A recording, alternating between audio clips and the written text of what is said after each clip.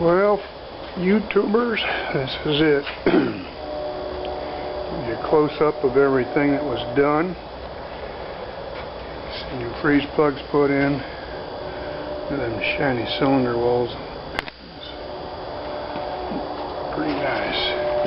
Better be. Got a ton of money in that thing, as far as I'm concerned, but you gotta pay the pauper, I guess. But anyway, that's what she's looking like. See, down underneath here, you can kind of see the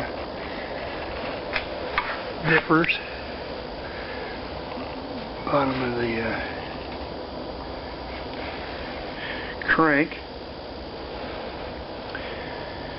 And I have to put, these are, there's cotter pins that's got to go in each one of these yet, so I have to do that. But the rest of it is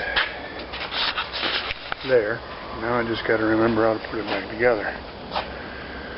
This is where your oil filler goes.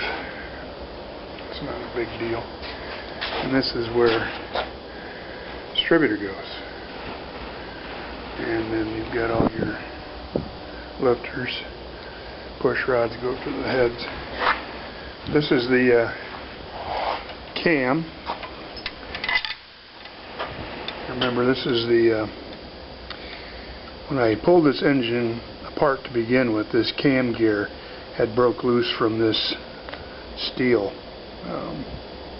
hub, and it was just spinning. And it's more than likely why whoever had it before parked it, because it just didn't run. So we got that on. We got the crank gear in there. This little oiler, there's a cover that goes all over this thing. This is an oiler, and there's a small little spurting hole that shoots oil down in this. But that thing was completely plugged, so that obviously needed to be fixed, because you can't run that dry. And so before I reassemble, we'll definitely lube the devil out of that, make sure everything's running good. But here's a kind of a shot of the inside. There is no flaking rust anymore. Sweet.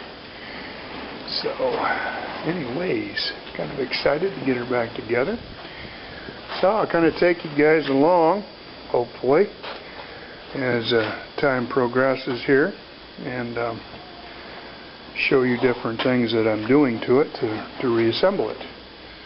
But here's the truck. I haven't done a thing to it. Got everything painted. No reassembly yet. I was supposed to have this all done back under the front of the truck and it painted back to here. But that didn't happen because I am a procrastinator. And I just get too many other things get in the way. You know, doing some work on mowers and snowmobiles now, and making a little money here and there. So I'm gonna have to even make more money now because I didn't have enough money allocated for that $1,300. So we'll have to work a little bit, and not too far. I went about $180 in the hole, so not too bad. I had most of the money, but yeah, fortunately, the guy called me, and I was going to make a deal on a snowmobile. That's like I need another snowmobile. Right? I got two up there, one there, and one here that I'm trying to sell. But yeah, I was going to make a deal on a snowmobile, and it was a good deal, but it was $500.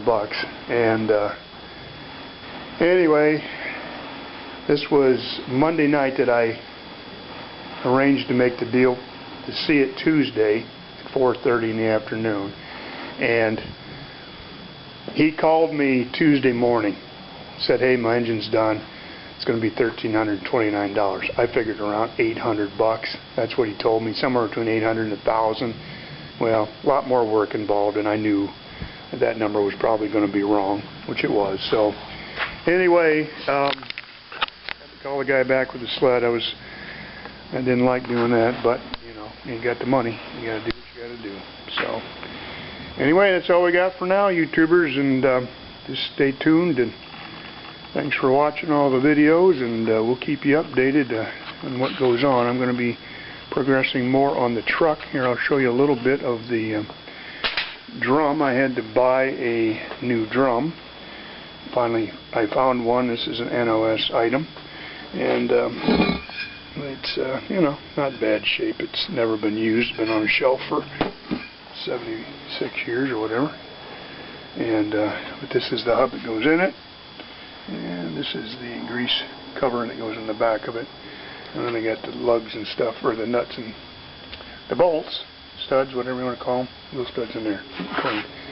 So that's going to be cleaned up, and I want to paint it. You know, going to paint everything, and I'm not going to mess with the hub though. I'm just going to, yeah, maybe. But I got to clean it all up, and this I got to clean up too. But here's the good one. This is what it looks like when it's fully assembled. You can see the hub, and right here, what you do is you pound out each one of these studs. They just pound straight through, and this is the inside of it.